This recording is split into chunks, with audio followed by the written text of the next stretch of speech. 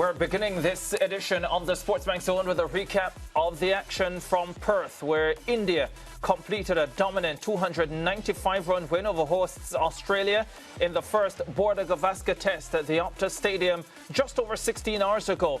The Aussies, who resumed at day 4 on 12 for 3, needing an unlikely 522 additional runs for victory, found themselves 5 down before lunch after seamer Mohammad Siraj sent back opener Usman Khawaja for 4 and star batsman Steve Smith for 17 in the morning session to leave Australia 104 for 5 at the interval. Travis Head, 89, and Mitchell Marsh, 47, came together to delay the inevitable with an 82-run 6-wicket stand, which was eventually broken by player of the match Jasprit Bumrah, who had Head nicking off on his way to match figures of 8 for 72. Bumrah's 3 for 42 in the second innings helped the visitors wrap up the contest just after tea when they dismissed Australia for 238 in 58.4 overs. Now, Australia captain Pat Cummins did not shy away from admitting that his team was thoroughly outplayed. 150, I thought places quite well. Obviously, game sped up that night of day one. They bowled terrifically well and, put a dent into us. And, once the pitch started to slow down a little bit, obviously we weren't as well placed and we're back out in the field and couldn't get the breakthroughs. But I thought they played really well. Just not much really went our way this game. Meanwhile, India's stand-in skipper Jasprit Bumrah gave insight into the team talk that preceded his side's first innings bowling performance, which turned the match in their favour. The message was that, sometimes when you're bowled out for a lower score, you can be a little too desperate and you could go pole hunting and you can try and be too desperate and try too much to get wickets. So that was the message that, when you try too much over here, it doesn't really help and the run scoring goes high. So the message was we'll be nice and disciplined and we'll make run making as difficult as we can, because that's really, that is what has worked in the past over here as well. And that when we are able to do that, that gives us a lot of success. So that was the message that was passed. Yeah, smart message. Let's remind you of the scores in the contest. India 150 and 487 for 6 declared. Australia 104 and 238. Cricket commentator Fazir Mohammed joins us to break down India's victory on enemy soil. You could well say now that Australia is home away from home for the Indians. And Faz, I guess we're not surprised at the result. We knew that India would be a challenge for Australia. They have been in recent series, regardless of where they have played. But the margin of victory, that has to be a surprise. It would be. I don't think anyone seriously, unless you're an absolutely rabid fanatic believing in your team no matter what, that India would win a test match by almost 300 runs, having been shot out for 150 in the first innings. But again, this is what you get when you're talking about a world-class team. And to put it in context, remember 4 years ago, India was shot out for 36 and lost the first test match heavily. Virat Kohli went home for the birth of his child and everyone was predicting a whitewash for Australia. It was very different. So I think this is what makes this contest so intriguing. As much as India have thoroughly deserved this dominant victory, and indeed Australia will be left not just licking their wounds, but questioning some of their decision-making about the composition of the squad and so many other elements to it. It's 5 test matches. Australia are at home. They're accustomed to winning. They have a culture of winning. It doesn't mean that India won't make it 2-0, but there's always that prospect of a team like Australia being able to fight back. But you're absolutely right. I don't think that it would be reasonable to think that Australia would have lost the first test match by 300 runs going into this opening encounter. Yeah, very much the case. And something I kept thinking about throughout the course of the test match, Faz, and specifically to Australia, and we see India with the type of depth 4 years ago. We're seeing it again where they don't have key players and they leave out key players and they still manage to win convincingly. and then juxtapose that with what is happening in the Australian context, which would be surprising to a lot of people. Australia have a lot of quality cricketers coming through in the white ball game, but in the red ball game, it does not seem to be the same. Is my reading of the situation correct? I think it is, but I think also that puzzling decision to make an opener out of Nathan McSweeney, but that is almost a no-win situation if you're taking on quality bowling in helpful conditions, and ignoring all of the options that are available. And the numbers may not be spectacular, but they are not poor either. So the departure of David Warner seems to have caught Cricket Australia by surprise when they knew this was happening months before it happened. So that is a surprising element to it. And in relation to the point that you're making about the depth of India's cricket, I think it's not that the depth in terms of the talent, but the depth in terms of the belief. When we were having that discussion pre-test match, and Lance was asking the question about the untried players coming into the team, would they be overawed? Maybe 15 years ago, you'll recall that in that time, India had a batting lineup of Virender Sehwag, Sachin Tendulkar, DVS Lakshman, Rahul Dravid, Sourav Ganguly, and maybe I'm missing out a few other names. And they were competitive. They won the odd test match in Australia, but they still lost the series. What you have now are players who are coming in who don't just think that they belong, but think that they deserve to dominate. Jaiswal, the debutants, the Rana and the Harshit Rana, and the way he bowled and the attitude and the bouncers to the tail-enders. It's an Indian team that is reflective of an Indian state and an Indian economy where they are not just humble and polite about winning, they are in your face. And I think that's what you're seeing now in Indian cricket. Yeah, of course, you're going to be speaking about the India performance in more specific terms and looking specifically at some of the players who shone in this first test match, Faz.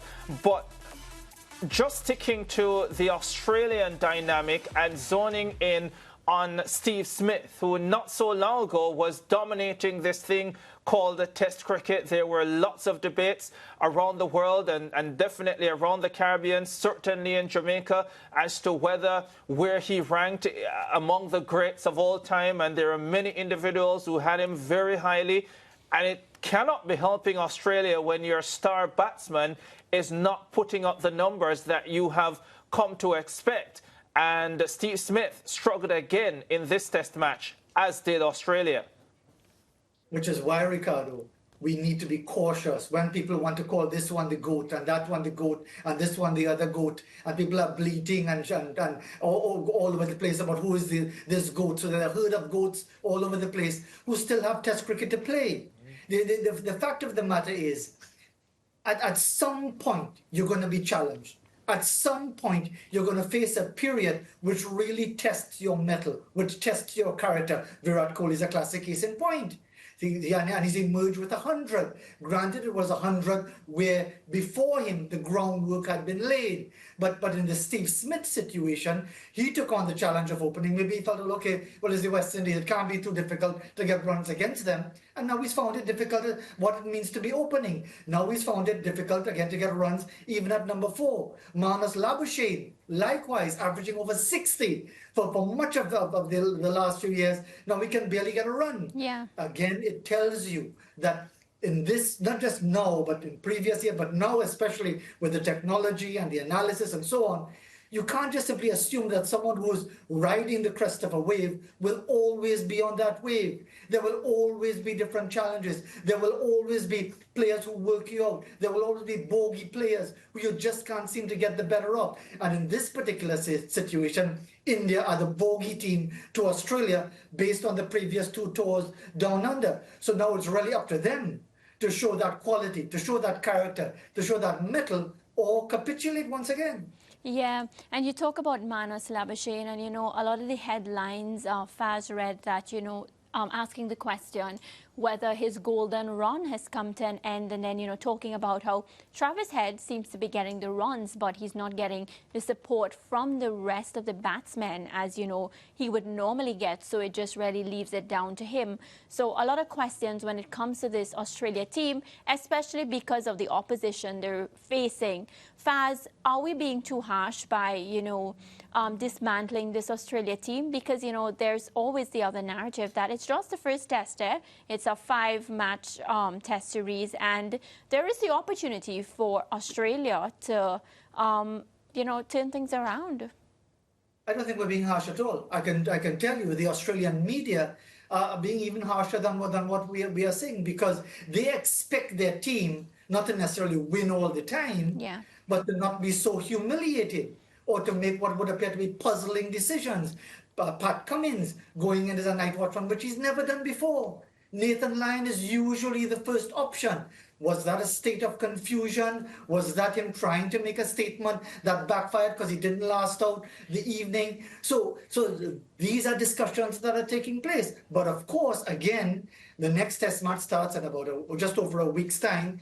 It is quite possible that Australia could rebound, and then they'll have the perfect response to all the dismantling that is taking place right now. But it is only reasonable, given what would have transpired from the moment they went out to bat in response to 150 all out, and how things turned so decisively in favor of India by dint of the quality and the aggression and the attitude of the Indian cricketers towards the Australians, who were almost in retreat from that point onwards. It's only reasonable that there will be a discussion.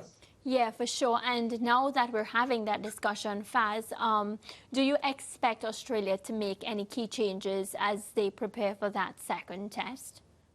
I would be surprised if there are wholesale changes. If they are, well, then they are panicking for sure. Yeah. I don't think there's necessarily reason to panic, because you're talking about players with quality records. The next test match is a day-night affair in Adelaide, the Pink Bowl. And again, these are conditions ideally suited to the bowler. So once more, it could be a low-scoring start, it could be a low-scoring test. We'll have to wait and see. So it really serves no one.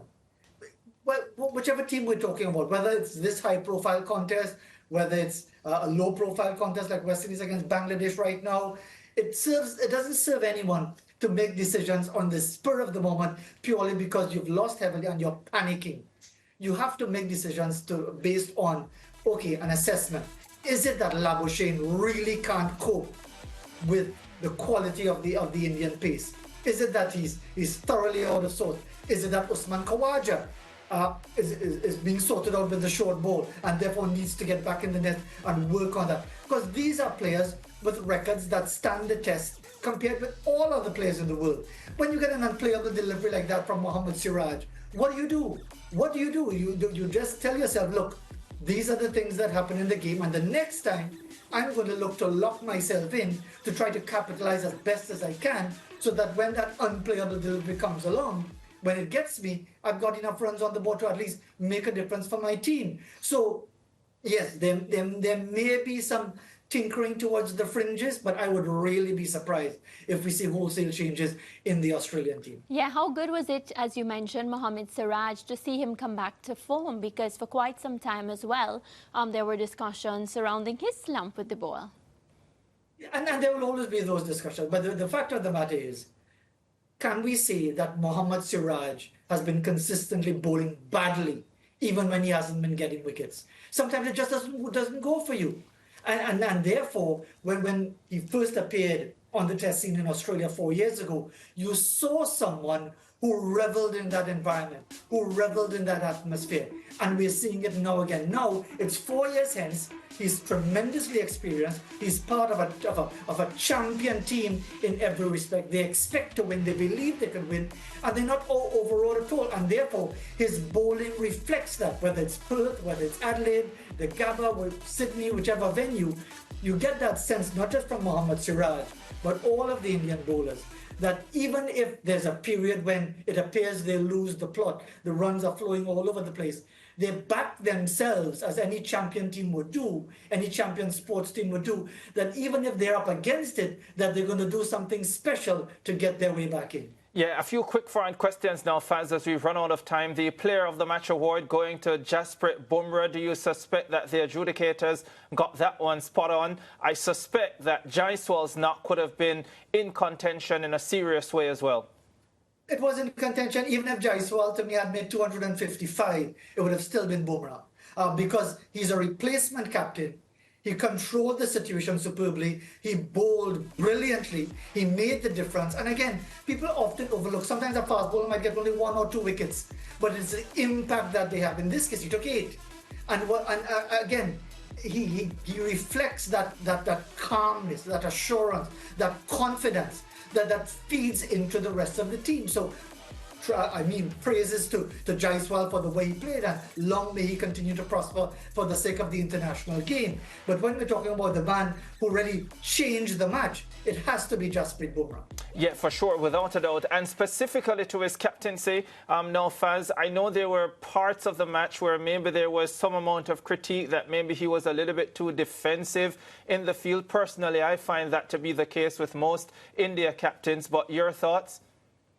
And yes, in the era of the West Indies, I maybe you as well, learning about it and reading about it, would have been spoiled by the sight of 4 slips on the gully, a forward short leg, a leg slip, and a backward short leg.